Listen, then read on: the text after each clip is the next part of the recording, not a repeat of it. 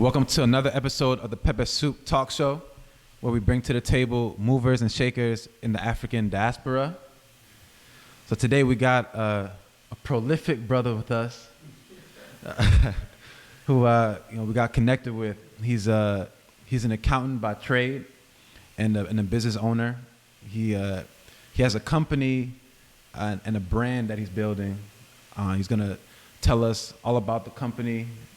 I know we have my accountant is black is the tagline he goes by, and so we're going to talk a little bit about the accounting profession and tips and strategies that you can take away from with it. We'll also talk about business ownership, and we might get into some other topics related to the diaspora. So with that said, welcome to Pepper Soup Talk, Jamaal Naim. Thank you for having me, man. Yeah, so Jamaal, before we really get into it, can you tell us about where you're from and how you came up? Well, we in Philly, but I'm from South Jersey. Love to represent South Jersey. I'm from Lindenwold, New Jersey. And 27, like you said, I'm an accountant. Okay. You said Lindenwold, New Jersey. Yeah. So what was it like growing up in Lindenwold?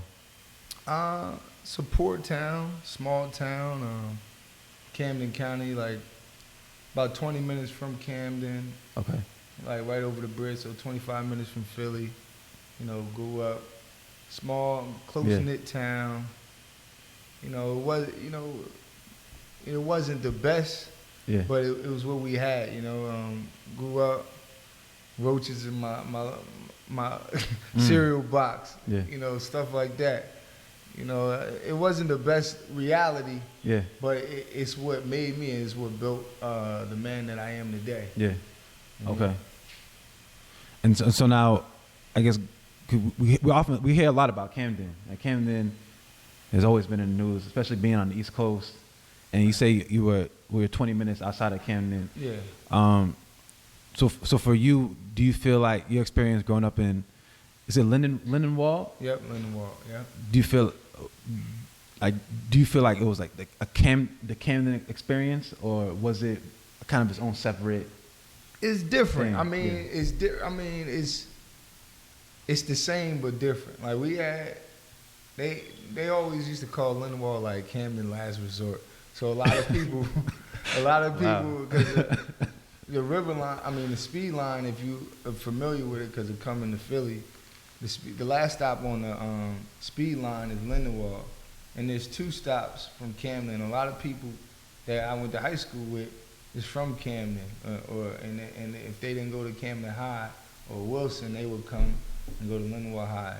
So I'm not here to say that Lindenwold is the most thugged out, hood out place, but it just wasn't like, if you know anything about Arborwood Apartments, like where I grew up, or Stonington Court, or some of the places that I lived at, you knew it taught you, it taught you life. It taught you how to definitely maneuver in environments that weren't always the safest, like where there's drugs and where there's poverty and where there's violence and weapons and prostitution and things of that nature.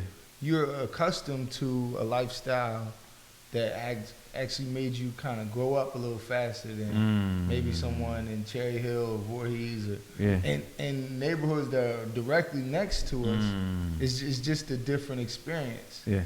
And anybody that is from like my section can relate and understand what I'm saying by that. Got you. And so now we know you're an accountant, right? You went to school, you studied accounting. Was that what you always knew you were gonna be or go into? Like how did you land on that path? Man, I definitely can't say that I always knew I was gonna be an accountant. Like coming up, like kid like me, we didn't know what we wanted to do. Like when I was real young, I said that I wanted to be a paleontologist. Like that was the first paleontologist. job.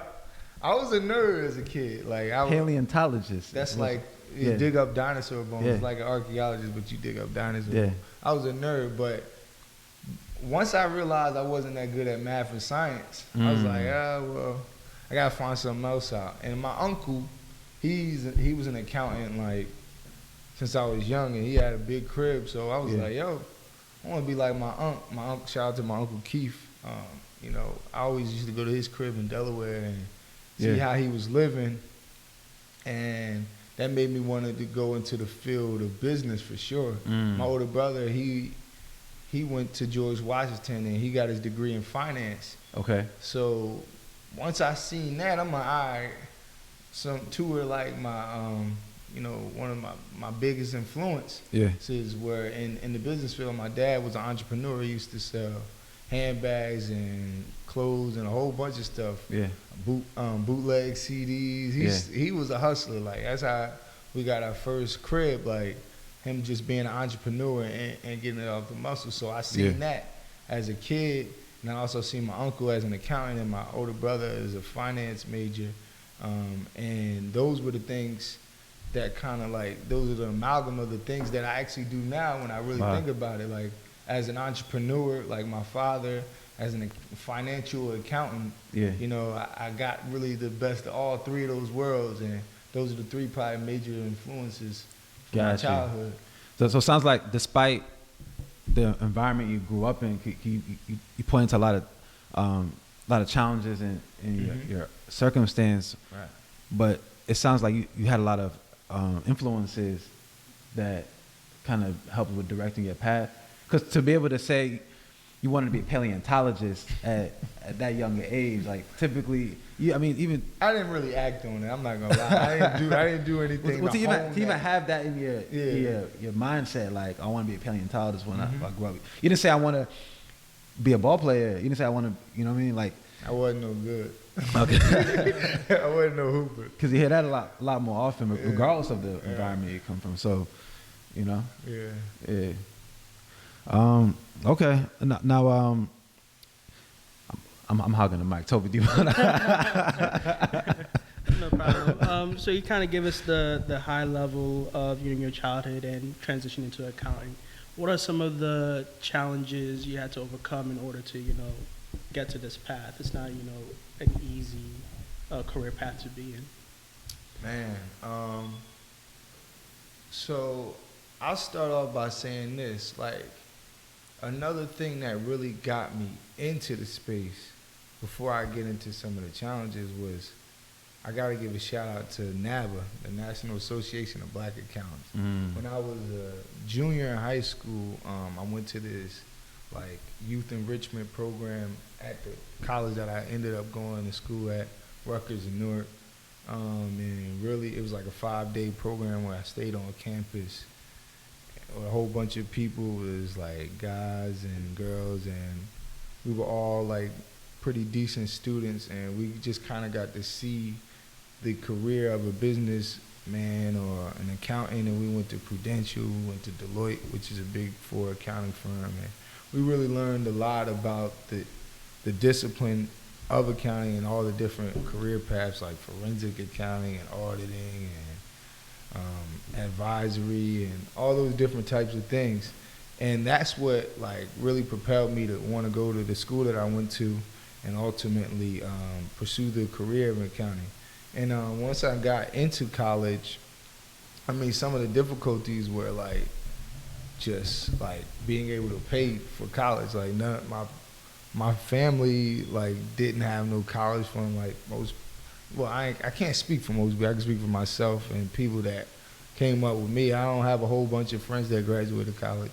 And I also don't have a whole bunch of friends who had funds, college trust funds or money for college. So, one of the main things that was difficult was having to have student loans, like pay for literally everything, and the little bit of scholarships that I got from my like out of high school. Like I got a nice amount of scholarships to go to college, but after those was exhausted the first year, I had to pretty much thug it out. I ain't had no meal plans some years. I moved off campus like my second year. so I could use some of them student loans.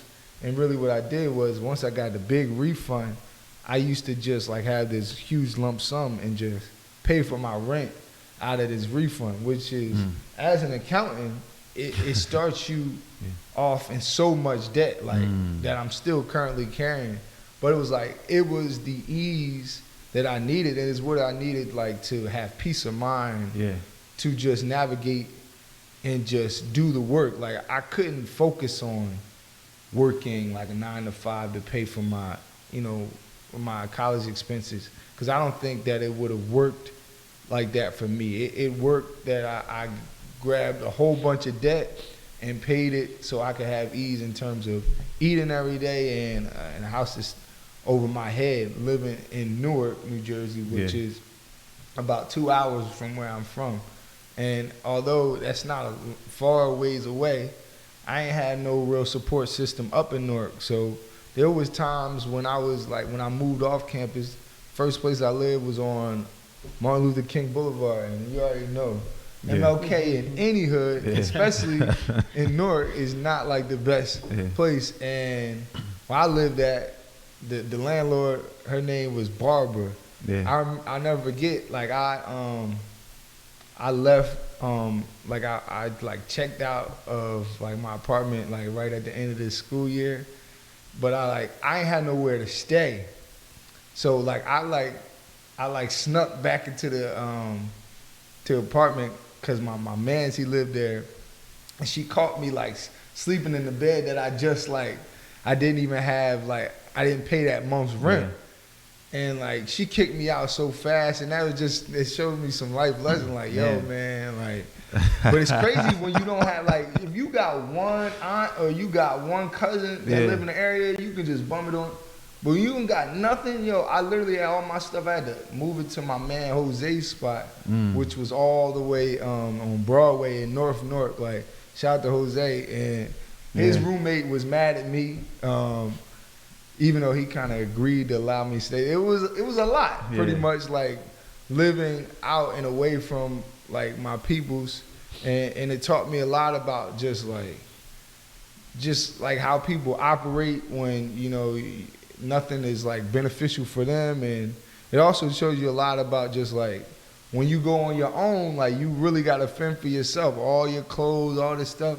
Even if you giving money to a person on a month-to-month basis, they still gonna want more. Like it was a lot though, man. There was definitely some tough times, but it was fun, man. College was the best years of my life though. I was gonna say, where did you go to school? You said you were in Newark? Rutgers, Rutgers in Newark, yeah. It's the real RU, you know. They call it RUN. What's the other RU? New Brunswick. And there's one in Camden too. Okay. So now, when you graduated, you immediately started working?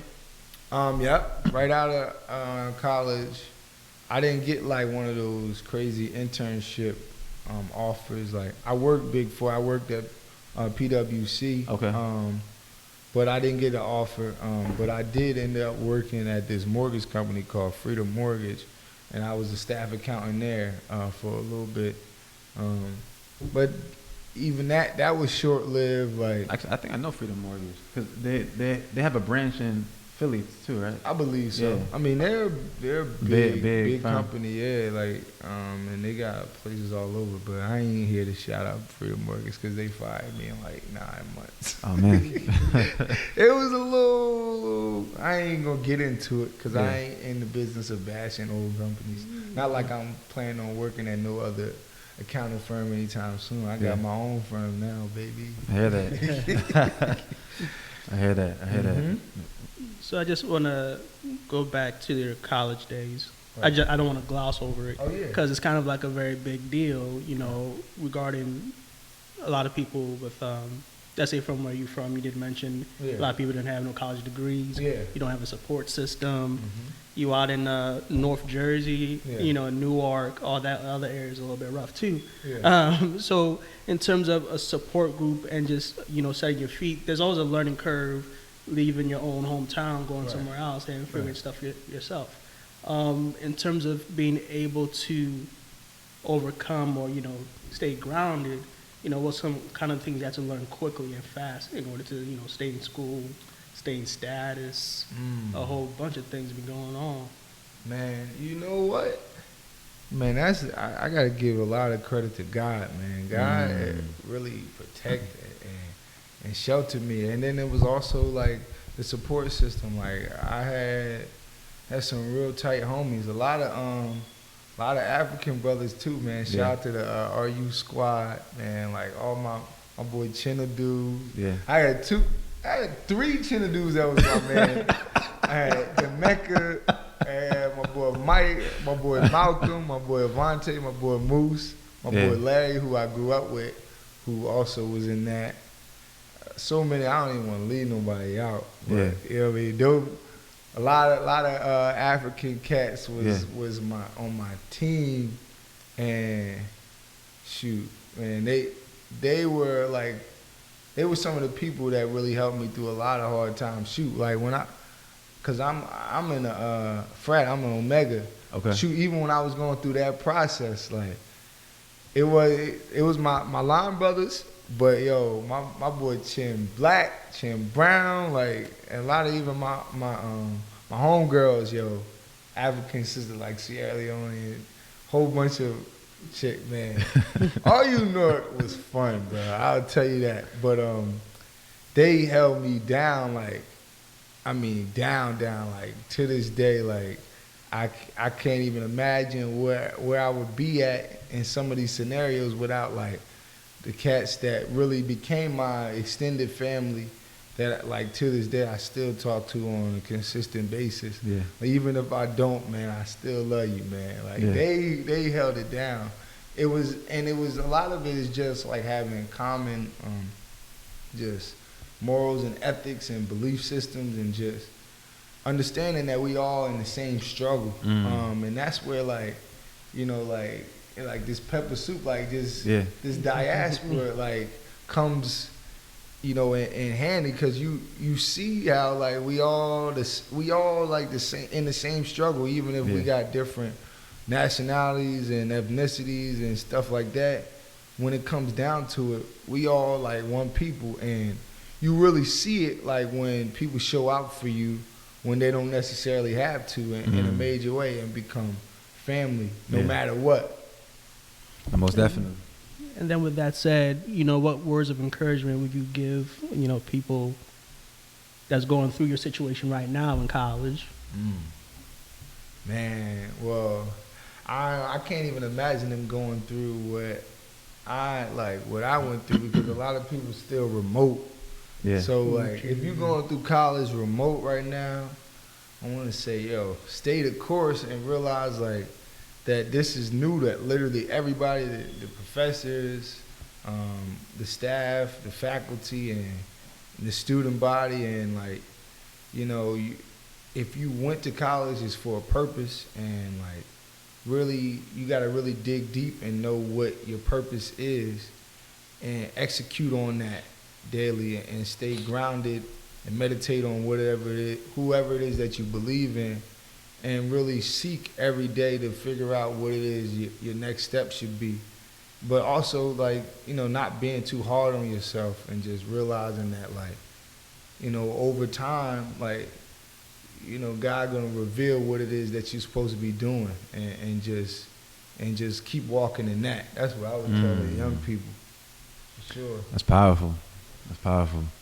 For everyone tuning in with us, I'd like to thank you for watching the show. We're on Pepper Soup Talk with Jamaal Naim. If you like what you see, please make sure to subscribe to our channel. Hit the like button down below the page, and also hit the notification bell at the top right. And we're going to keep this conversation going. So I know you started talking about Freedom Mortgage, and you gave us some more context to your college background. And did you go to PwC after that? No, I interned at PwC in 2015. This was before I even graduated college. But I didn't get the call back, is what I'm telling you. Like, gotcha. Yeah, it just gotcha. Things happen. Okay. You know what I mean? Okay. Cool. So then, that in itself was a trial, because it's like This is something you really It's a wanted. check, you know, Yeah. and it's something that, you know, in the moment And at the you time, believe you yeah. want, you know, Mm. and maybe it's not, definitely Yeah. because my life continued to go on, Right. but that wasn't what I needed at that moment. Mm. Because as life progressed, like if I was working at PwC right now, I don't have my accountant is black and Yeah. Safe and Sound Stewards, my company. Right. So there's always moments where you feel as though, oh, I could have put more effort in order to sustain that internship and get that offer, but that leaves out like other things that were supposed to occur that maybe would not have occurred if things went a different way. So Right. I can't even regret anything that's happened or transpired in Right. my life. But it is like the testimony is the trial. I was heartbroken. Yeah. I wanted. Yeah. I had aspirations of working Big Four and Yeah. being on the corporate track and Yeah. just being this model person that, with the stability. Yeah. And there's a lot of people that work, Goldman and Yeah. JP Morgan and Deloitte and Yeah. PwC and KPMG, all of these lofty companies that have worked there since they was sophomores in college. Right. And they love it and they get a lot of money and their Yeah. parents and their family are proud of them. And that wasn't my life. Wasn't your path. But I learned a lot on my path. Right. Even though it's been plenty of times where I felt like I was kicking my butt Yeah.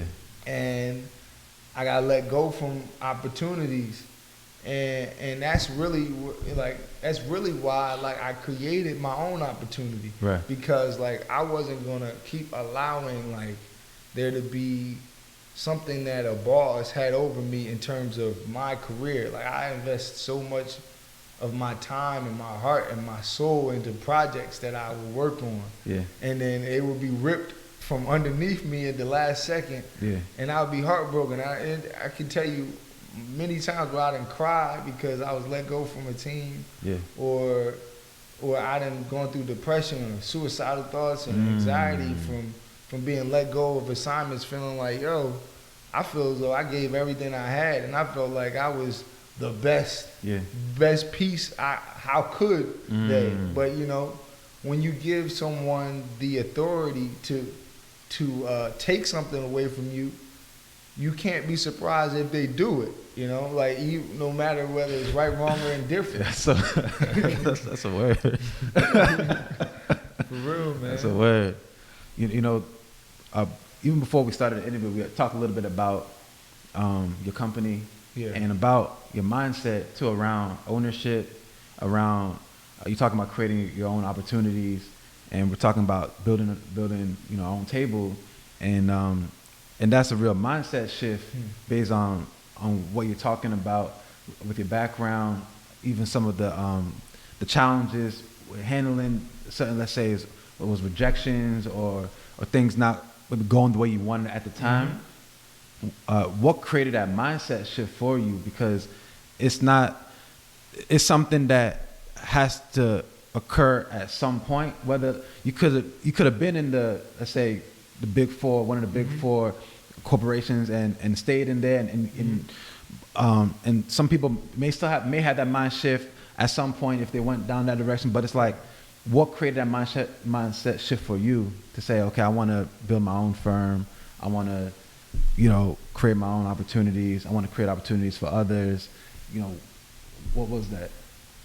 Well, I would love to say that it was some big, long, elaborate plan, but I would have to say that it was out of pretty much what I was just coming off. It was out of necessity.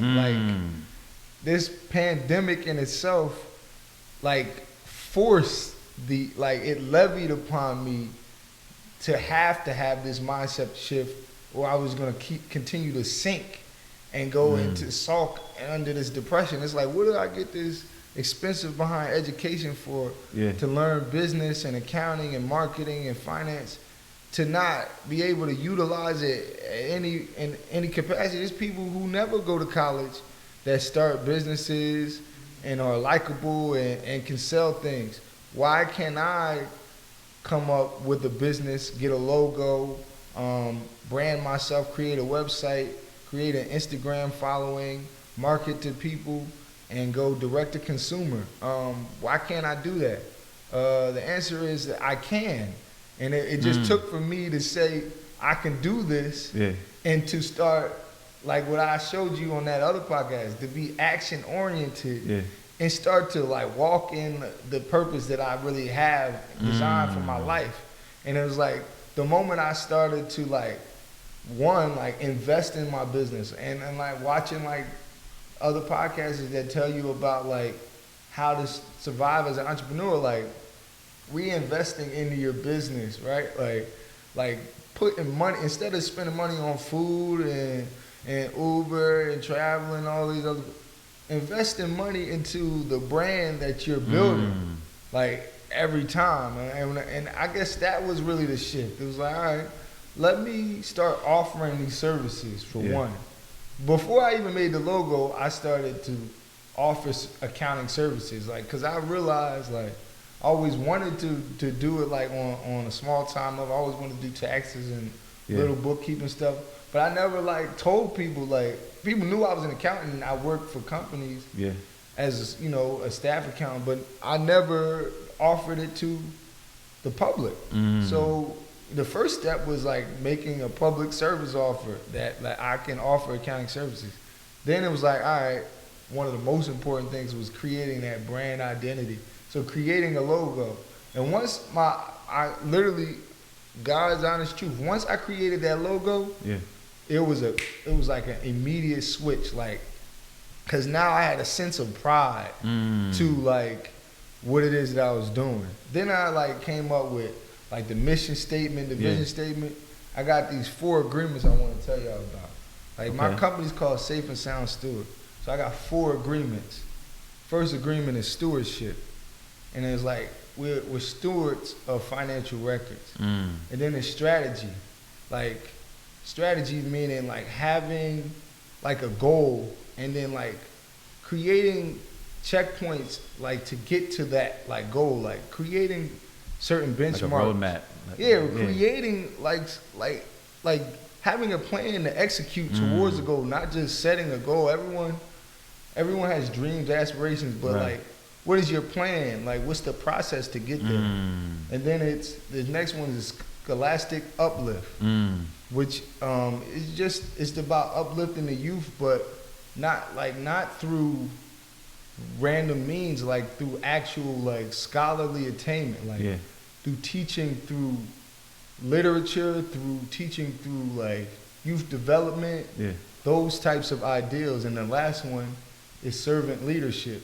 And this is where, you know, we tap into, you know, the servant's job, like the leader's job is not to be served, but it's to serve its flock. Like that's the job of a leader. Like the greatness of a leader is predicated on his ability to serve the people below them. If you can't do that, you can't consider yourself a true leader. In a lot of ways, I look at servant leadership.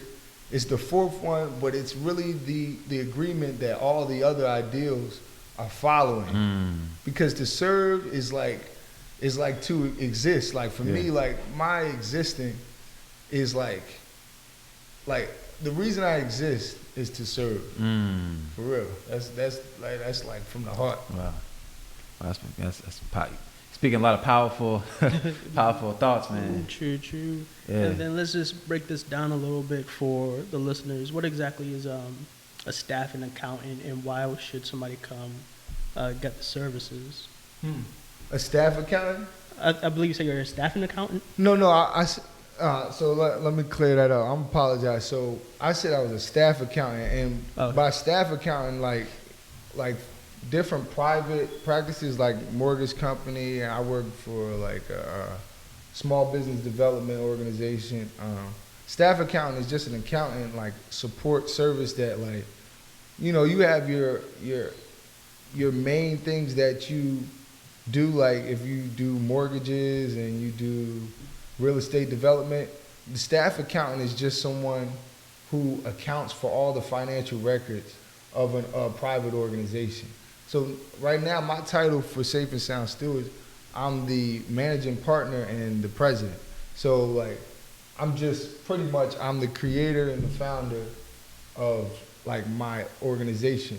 But like an accountant, you said, so what is an accountant, or like what type of discipline? Yeah, what kind of things should someone go to your service or come to your business for? Okay, so our main service is tax preparation services. So if you're an individual, you're a small business, if you're a nonprofit, you know, and you need your taxes prepared, you know, current year, years in arrear, if you on the state and the federal level, I can prepare your taxes for all the certifications. You said a rare state In arrears, in arrears. like so just Further. if you didn't file your taxes Yeah. in your business 5 years in a row, I can actually file them on your behalf.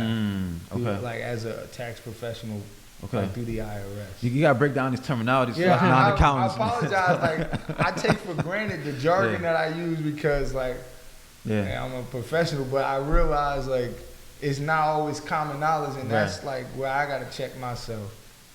Also, other services we offer are you know, business formation. So that's like if you are becoming a business and you want to incorporate, you want to become an LLC.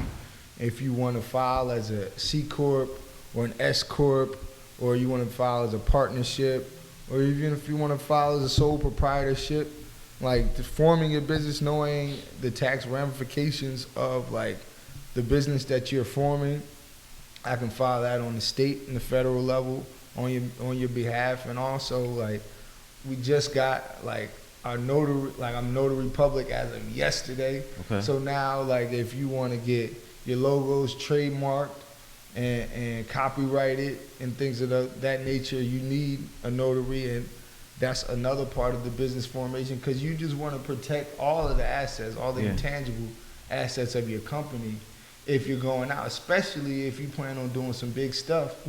And you'll have some big assets in the name of your business as opposed to yourself. Like, you know, when your business is a separate entity of yourself, you want to protect all the assets, so you have to like do some of this filing and paperwork, and that's where I can assist you. And the last thing, like as a business that wants to scale, let's say Pepper Soup wants to like really truly scale, and I always say what gets measured gets done. If you want financial records prepared and bookkeeping on a continual basis, that's the last main service offering that we provide. And we do, you know, the 3 financial statements, which are the balance sheet, income statement, and cash flow statement. Okay. You know, and those are more technical aspects of accounting. Yeah. But you know, as a business grows, especially when you start to touch M's, you're gonna want to see the financial health. You want to assess the financial health of your business, and you need to have like those 3 different records for different purposes in order to really assess that. Like, you know, that income statement, it really checks to see the revenue versus the expenses, so like the profit that you're making. But then it's like a cash flow statement. You know, people don't know that like your cash flow and your profit are not the same. You know, so like there's timing differences for business. So like explain the difference between cash flow and profit. So is it that cash flow is what's coming in monthly, profit is no. So like think about it this way. Expense, you know. Think about it this way. Like if you own like a long-term asset, let's say you own a house, right? Right. So the house might be $500,000, right? So there's like this thing called depreciation, and you can depreciate on your house, right? And it's an asset that like lowers the value, right?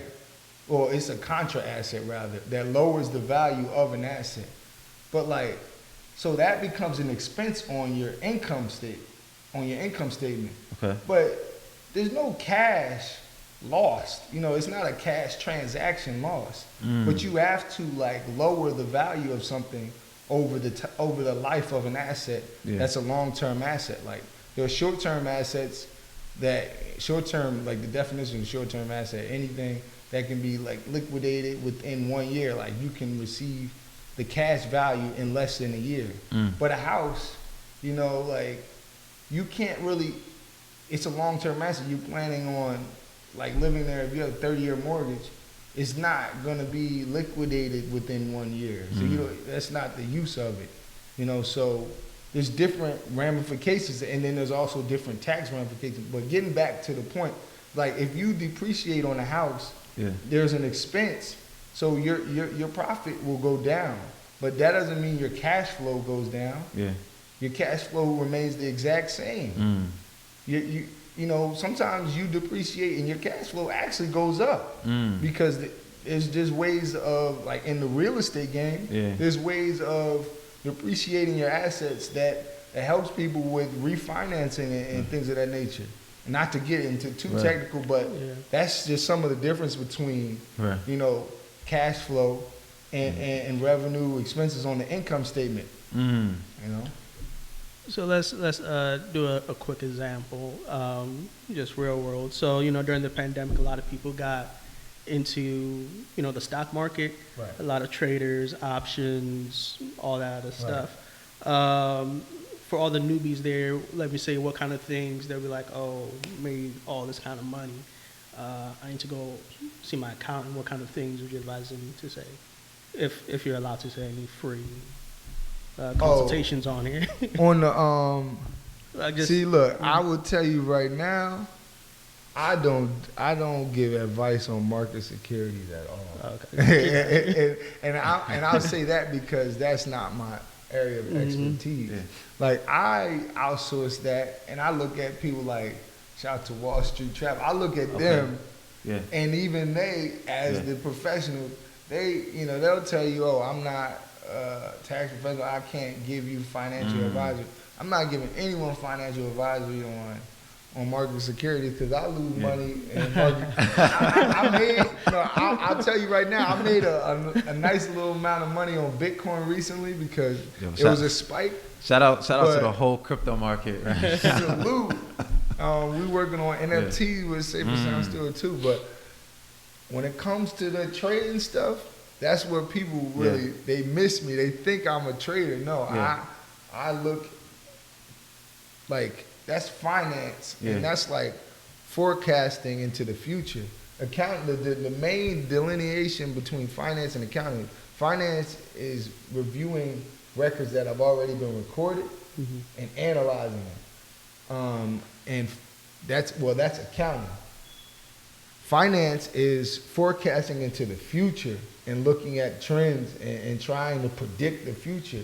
I analyze the past and show you like what it is that you should do with the funds that you have, and really assess like the past in an effort to try to help you with future returns.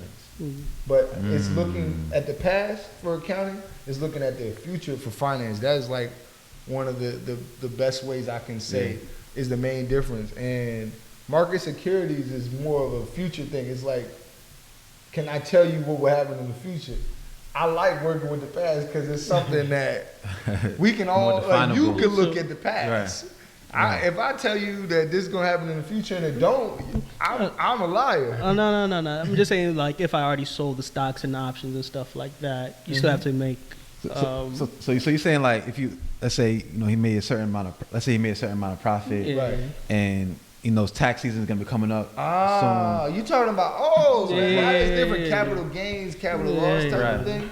So in this scenario, what happened? You made money? Yeah, made money, lost money, whichever. Or is there a different way to go about it? You talking about from a tax standpoint? Yeah. I mean, you really just gotta come shop with me and just get your taxes done. I'm not gonna give you that. You gotta get your taxes done with me. I ain't gonna give away free game like that. So we gotta, if you can give us 2 or 3 tips for whether it's no. He said that's his moneymaker right there. So I'm saying, like, tip, like, from a tax standpoint, like, I would tell you to work with a tax professional. Gotcha. You know, because you're gonna more than likely, if you don't know what you're doing, you go in that water, you're gonna drown if you don't know. Gotcha. So instead of me giving you like some type of, you know, esoteric information that you go, oh yeah, he told me that I can use tax credit. Yeah. He told me that I gotta use the adjusted AGI. Yeah. No, just go to a tax preparer, or you know, prepare your stuff on TurboTax and get it messed up and get it wrong. But you gotta work with a tax professional if you want to really get it done right. So now, when it comes to the clients that you've worked with or you work with, are there particular issues or just like examples that constantly come up that you notice clients tend to need to work on? Oh yeah, but when it comes to their taxes, or just accounting in general, taxes. Taxes or accounting, like based on the. You know, I'll tell you one of the main things. Come up. As a small, you know, like me as a small business working with other small businesses, like the bookkeeping is one of the more difficult things to accomplish because, you know, it requires it requires me and whoever my client to come to the table and really take inventory of everything that's going on. And a lot of times that's what they're like needing me for. They want me to like find these hidden assets that they have. They want me to create their income statement without them giving me expenses or without giving me the revenue. It's like, how can I build financial records and you haven't created a track record of like actual financial records? So it really takes like a commitment for me too, like to really just buckle down and be like, all right, well, these are the things that I'm going to need from you, and we're going to have to meet on a consistent basis, because if you're a small business, there's transactions that you're making on a day-to-day that like you might not have made it when I've seen you, but then in 2 weeks you probably made 5, 10, maybe 100 transactions depending on the type of business you are. And if I don't have any, you know, transparent, like if I can't see it in that stuff, how can I properly assess you and really tell you how to spend better, what places to put your money? You know, those are the types of things that like financial records require, but it also requires like high level accountability on both ends. And I've been in situations where it would be like, all right, my man's, I'm not even gonna put my man out there. He'll be like, oh yeah, I'm gonna send you the records that I got, all these receipts of this guy on the road, and weeks go by, I don't get the records, and it's like, I can't do my job like as an accountant. And it's like also difficult like to charge on a consistent basis, because it's like, all right, if you're small trying to grow, but you need that bookkeeping, it's like, what rate can I charge you without like this being that's the most consistent bill you get. Just my accounting service, you ain't get, you ain't making no money. I'm not even showing you ways to drive up revenue, but I'm charging you $200 every time we meet. So it's also me trying to be fair to our people, you know what I mean, and meet them where they are, like and also to build up my portfolio and say that I help someone with bookkeeping. So me trying to find this happy median and find a way to really assess like small businesses that truly want to scale up. Like, so it's also like, one, identifying that, because just because a person comes to you and says they want bookkeeping done doesn't mean that they truly want to scale, or they're truly in the position to scale, or they have like the KPIs set in place and the systems, like where they can like, there's risk management involved, like where they're a true business trying to become a going concern. So those are some of the things that I deal with, and I don't think it's even a problem. I think for me being my first year, it's just something that over time I'm going to like create and develop templates to help small businesses grow, because we all really just trying to grow at the same time. And it's like, I need to serve others in order for me to grow, but others need to like come to the table with like professionalism Right. and with the actual documents in Specific order needs for them to grow. Right. You know? So it's just part of the growing pains of, starting a new business, For especially as sure. an accountant. Like, So every time you level up, there's always a certain level of, I guess, challenge or resistance. That's life, right? Yeah, regardless of whatever you're doing. So I know the business is still young. Mm-hmm. Is there anything that was kind of hitting a brick wall when you first started? Man, it was like you need money to make money. So when I first started, I came up with this idea for my account is black, but I was getting some traction, but I was like I didn't like do a crazy mass order. Like I'm finally in the position now. I got the bags, I got my business cards, but and then my accountant is black. This is this separate from No. so the company is called Safe and Sound Safe and Stewards. Sound Stewards. and this is the first product offering. This first Now, we product. offer Okay. services, Okay. but I realized, like for small businesses, one of my niches was gonna have to be, in order to get people to talk about my services or Right. want my services, I gotta offer a tangible asset, a tangible product. Yeah. And that was like a marketing move that I did in myself. Like marketing the product, but also the fact that I have a tangible product. Cause like a lot of people don't know what accounting is.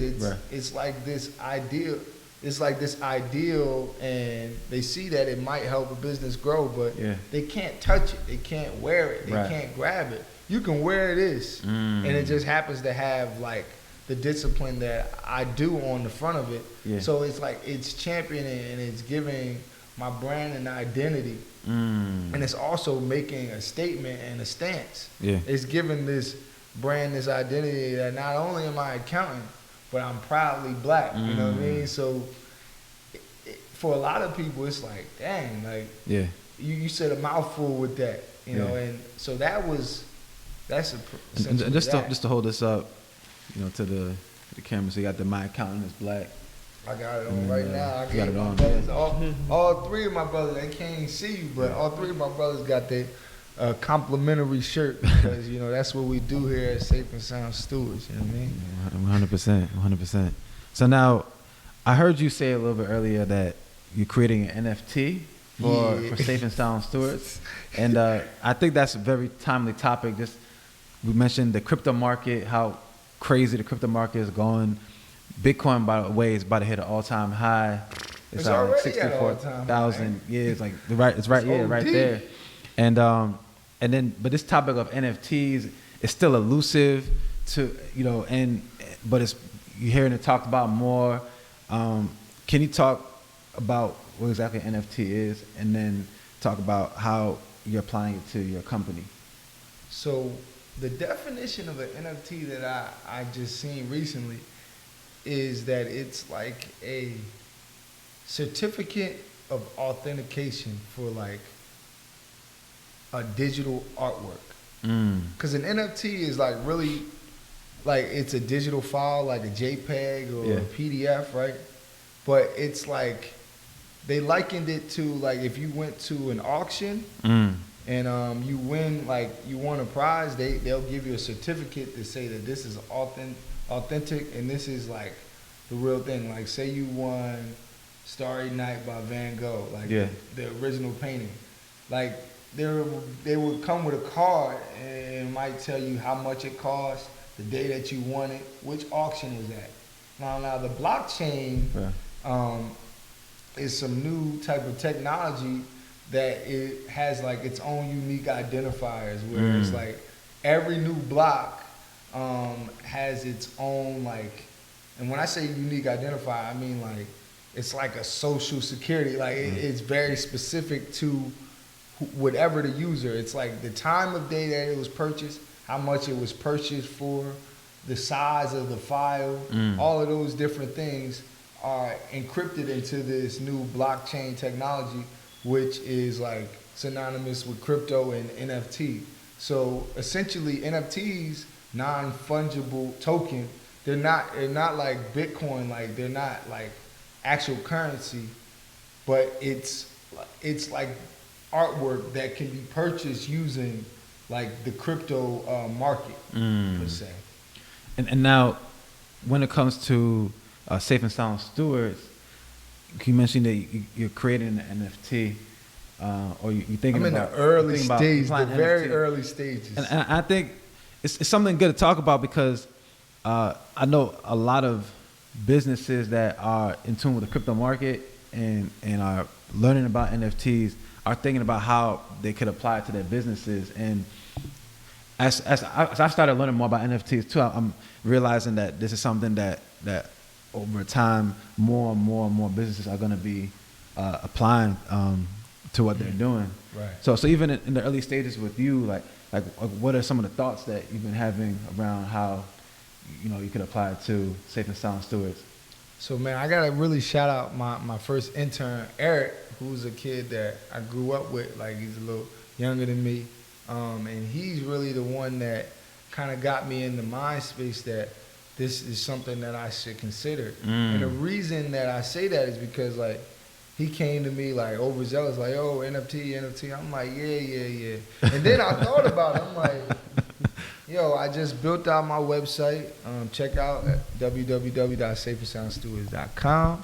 And like, I'm like trying to like make my website like innovative and creative and new. And I'm like, what in the financial world is going to keep me up to snuff? Like, I don't want to be like, there's a bunch of tax companies out on the street and they in dilapidated buildings and all that. Like, I want to be like in this information highway. I want to be synonymous with like, the great thinkers like the Elon Musk, all them guys. So it's like, what can I do to put myself in that space?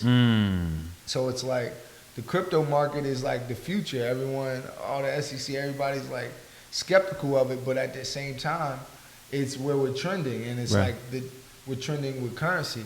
And then when I found out that literally you can't even buy an NFT with cash, you gotta spend Ethereum or Bitcoin on it.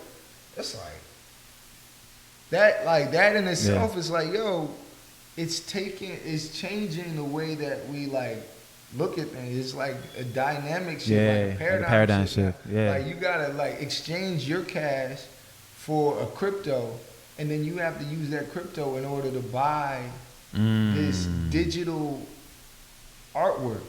And then Eric, my youngin was telling me about like the functionality. It's not even just the design. You can actually like add functionality to like this artwork to make it useful for like your everyday life.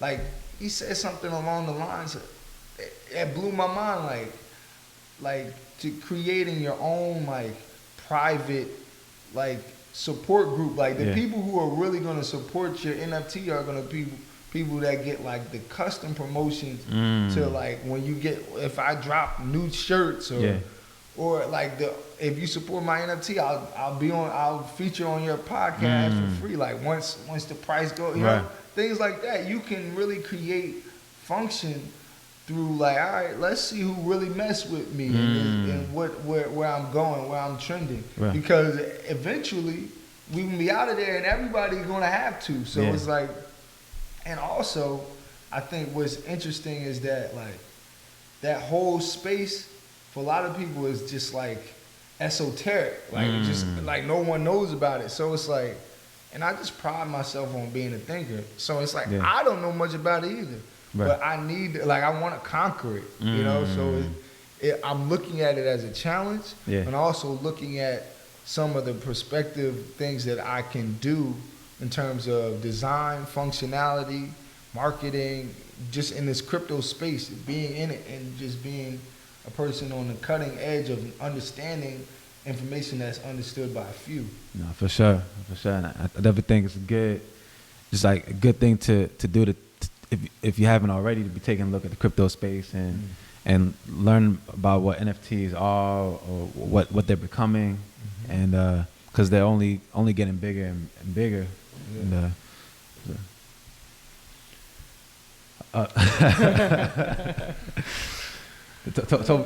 Toby's thinking about all his profits from what he's gonna do about his taxes. Sound Stewards, we got this thing called the Streamline Tag Service. So you can, if you look at one of these cards, I really want to open this real quick. You look at one of these cards. It's a good way to pub like what we doing. How do you open this thing? On the bottom. On the bottom. See, I ain't even never opened one for myself. I'm not even dipping. This is old work. This is like vinyl. This is the new one. So in this card, if you see it, there's an actual QR code. And for this Streamline Tag Service, if you might not be able to see that. If you scan your phone on the QR code, it's gonna pull you up right to the Streamline Tag Service. All you gotta do is you got a QR code right on the business card, and if you scan that, it'll take you right to the Streamline Tag Service. All you put your name, first and last name, a little bit of information. You can put your account routing on there. So this will take you to a page so you can upload the information that you need. You can upload your W-2, 1099, 990 if you're a nonprofit. Upload that information quick, and all you got to do is give me little information, and I can do the rest. That's why it's called Streamline Tag Service. That's creative. I'm promoting that. Like, I haven't even dropped like the promo that I have, but it's really dropping on my account. It's Black Friday. Okay.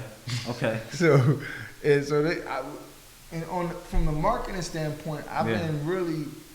That goes back to my second agreement strategy. I've been really strategizing ahead, just trying to like stay ahead of the curve and trying to separate myself as a small accounting firm that just started to really showcase that I'm really putting a lot of time and effort and energy into this. And this is not no fly-by-night thing that's going to go tomorrow. I've been in the field, but now I'm in the field under my own umbrella, practicing, showcasing like the professionalism at a high level, and that's why I'm trying to deliver the convenience, but also the swag and the style that I feel like this accounting space really needs. And not to take your stuff out of that. No, I actually want to emphasize this because I've never seen this before. Like I've never seen this used in this kind of way. And in the pandemic we've been seeing when you go to restaurants, you can like. Take a picture of the QR or look at the QR code in your camera. Let's see if it works, honestly. But as a marketing tool, just like this is one example to use it with, but it could be used in a lot of different ways. I've never seen this used like this. Have you seen this used like? This is this is a gem right here. Hold on. Let's see. Does it work? So how did you come up? Actually, no, I'm not gonna see real quick. So how did that idea come to you? That idea, man, I be thinking. Yeah, this is a gem right here. I be thinking, look, right, this is what I'm talking about. Safe and sound, Streamline Tag Service. You can put all that, your routing and checking, and you can upload your document. Like if you got your W-2, you can upload it right there. Upload what you need. You can get your taxes done from your phone. Right, some people purchase the shirt. If you can purchase the shirt and then taxes done quick. Yeah. That's what. You smart. I tried to told you. We gonna. That's what I was playing. You think I ain't gonna do the NFT now? That's next. Yeah. You're going to have to help us with our QR codes. We got to put that out there in the open. I got to do a big shout out to Dream Clouds. That's one of the small business coaches that, in my network, the closest, like business partner that Safe and Sound Stewards had is ran by my girl Janelle, and she is incredible. She helped. With my logo, this is the old logo. I got new logos here with all my brochure, all my business card, everything. She came up with the design of all of this stuff. So, I mean, even with some of the ideals like around the 4 agreements. So, I definitely cannot emphasize how important it is to have a strong team, a strong lady, that's real. Word. No, this is good. This has been a good show. I'd like to thank everyone who is tuned in with us. We're starting to wrap around the turn to the home stretch.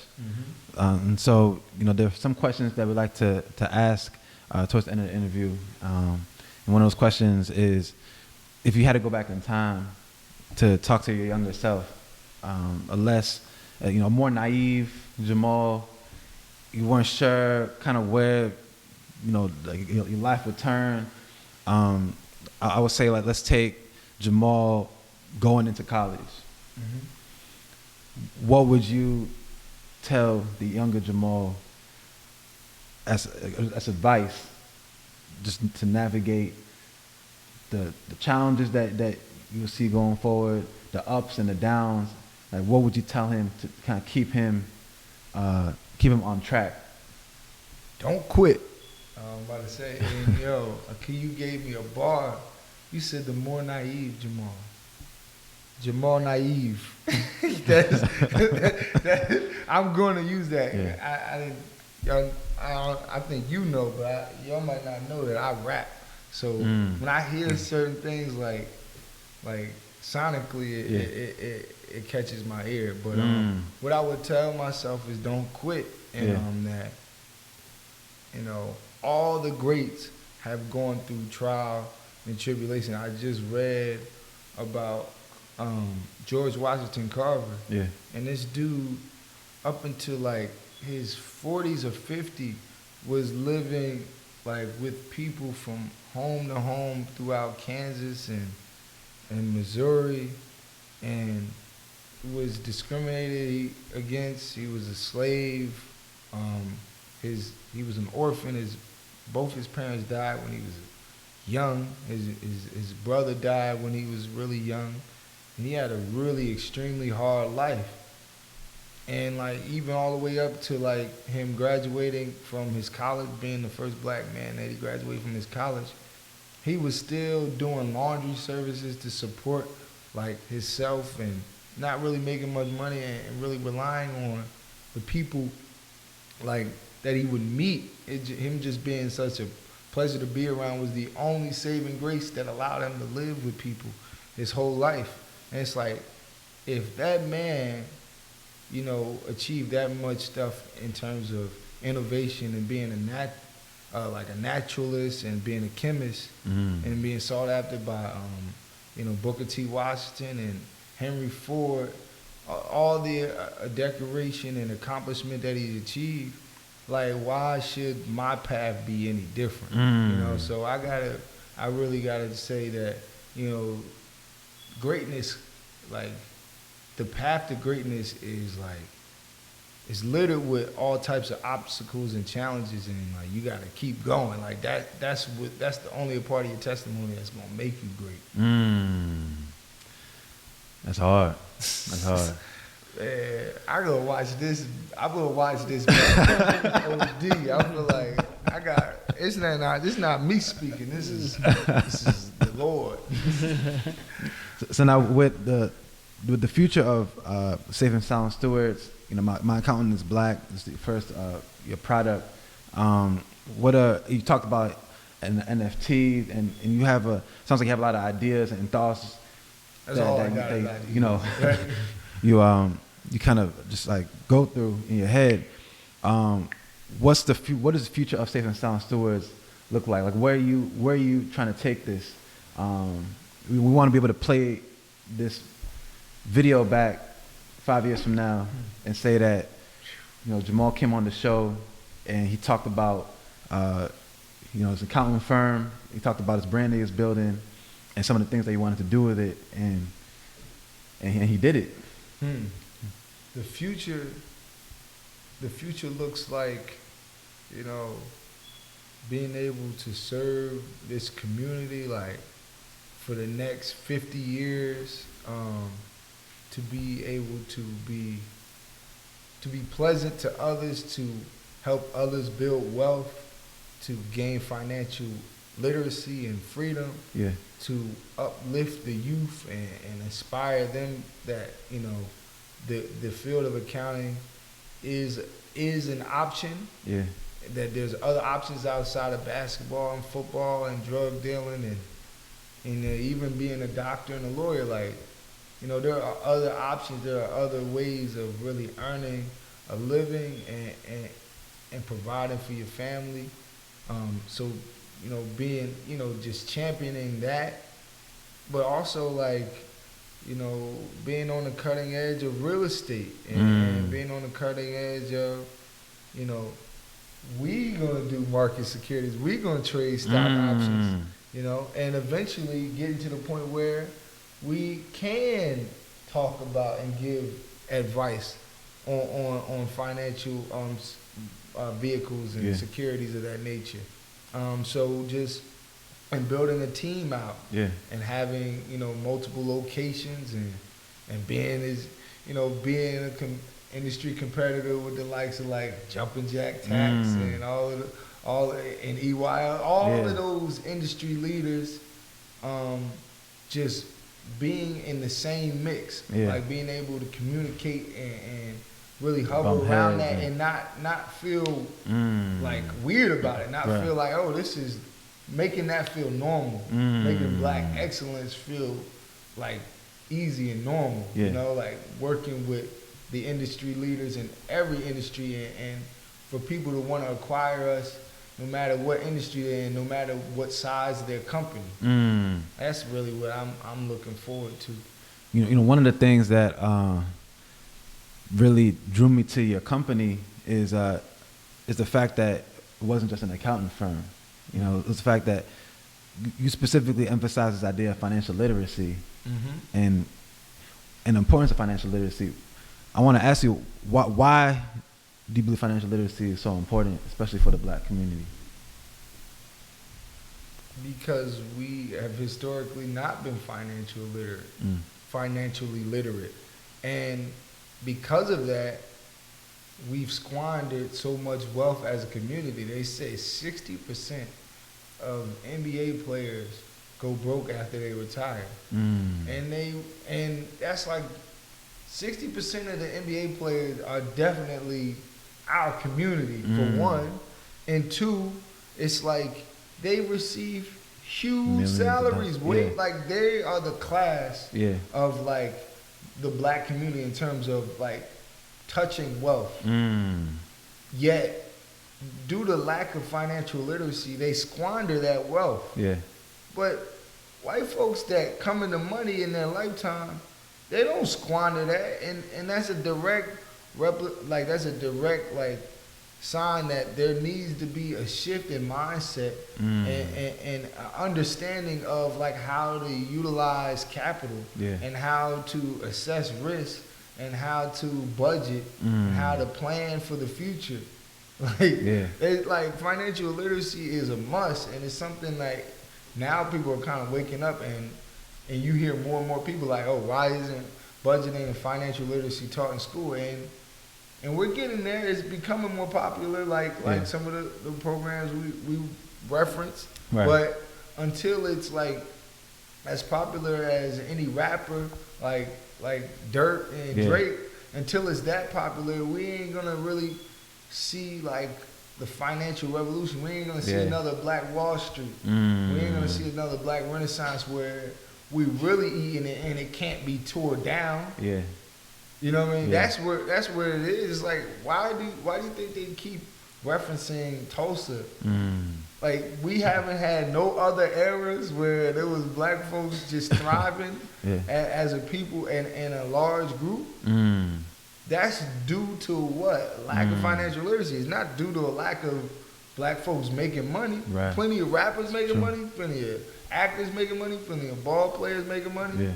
Plenty of accountants making money. And there's a lot of these financial professionals that need lessons on financial literacy because a lot of these dudes that do all the stuff that they teaching, they don't practice that stuff. And that's just due to just I don't know.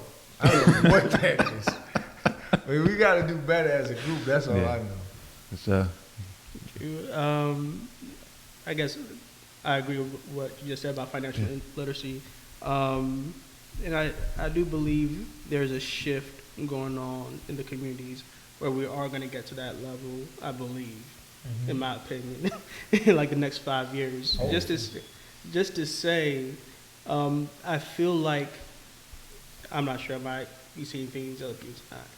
Just in the past decade or so, there's a lot of black wealth generated, like we say, in the entertainment industry that's been maintained, but also spread through the community. Yeah. For example, Atlanta, as soon as a lot of them rappers started making money, they did put a lot of Atlanta people they know on the same thing. And that you're seeing that to be more of the black mecca, I should say, Yeah, more for sure. in the entertainment industry. Yeah. Gotta salute Atlanta. Yeah. So what they're doing, even like with like Tyler Perry and Ross, like there's a lot of, but that even started with, y'all familiar with Maynard Jackson? He was like the mayor in Atlanta that created like the most black wealth in like, I want to say the 80s and 90s, don't quote me, but Maynard Jackson, like, he pretty much what he did was he built the airport, Jackson Hartford. That's why it's named. And he was a black mayor, and so much black wealth was created through that. That's what allowed, you know, the black mecca to really that was the inception. And I mean, in New Jersey, if you look at what Raspberry Rock is doing, he's trying to do a similar thing with EWR Airport and trying to create a lot of wealth. And up here, I can definitely say, me living and working in Newark, that we're trending in that direction towards like, you know, black financial literacy, black wealth, and just creating that. So let me not be so pessimistic in that. There are no forms of it. I've seen it, and like I've worked. I worked in Newark, and it's my favorite city in the world. I love Newark, and I know where it's headed. Yeah. In fact, I got the pen of my old company on my shirt because of how much, you know, I'm honored, you know, to have worked for Invest Newark, and how much of a man it made me today, and how much I learned from my mentors. Shout out to my mentors. I ain't even gonna shout your name out there. That's cool, man. That's cool. Yeah. Where can people find you? You can find me on, first off, www.safeandsoundsteward.com. You can fill out that survey and ask me any question you want. You can find me on Instagram at Jamaal Naim, or Safe and Sound Stewards. Or my account is black. I got 3 pages. I'm active on there too. All 3. And you can find me on Facebook at Jamaal Naim. That's essentially it. I got a YouTube page. Only got 1 song up. Don't really follow me on there. But follow me on Instagram. Go to my website or go to Facebook and check me out. So this is Pepper Soup Talk.